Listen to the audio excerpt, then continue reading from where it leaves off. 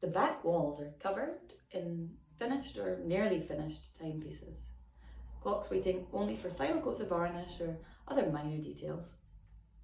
The clocks closest to the window are already in motion, each moving in its unique way, but keeping the same harmonious rhythm.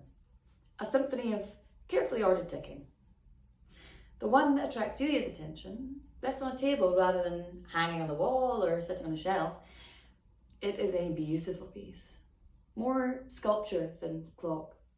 While many of the clocks are wood, this one is predominantly dark oxidized metal. A large round cage set on a wooden base has been carved into swirling white flames.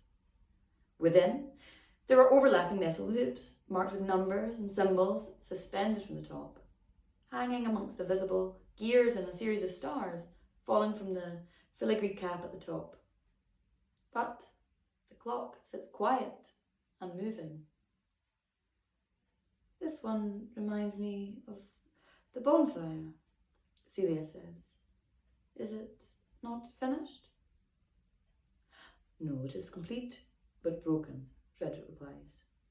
It was an experiment, and the components are difficult to balance properly. He turns it so she can see the way the workings extend through the entirety of the cage, stretching in all directions. The mechanics are complex as it tracks astronomical movement as well. I shall have to remove the base and dismantle it entirely to get it running again. I have not yet had the time it will require. May I? Celia asks, reaching out to touch it. When he nods, she removes one of her gloves and rests her hand on the metal bars of the cage. She only watches it thoughtfully. She makes no attempt to move it. To Frederick, it appears she is gazing through the clock rather than simply looking at it.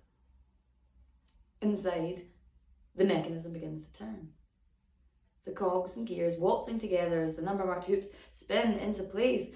The hands glide to indicate the proper time. The planetary alignments set themselves in order. Everything within the cage rotates slowly, the silver stars sparkling as they catch the light. Once the slow, steady tick begins, Celia removes her hand. Frederick does not inquire as to how she managed it.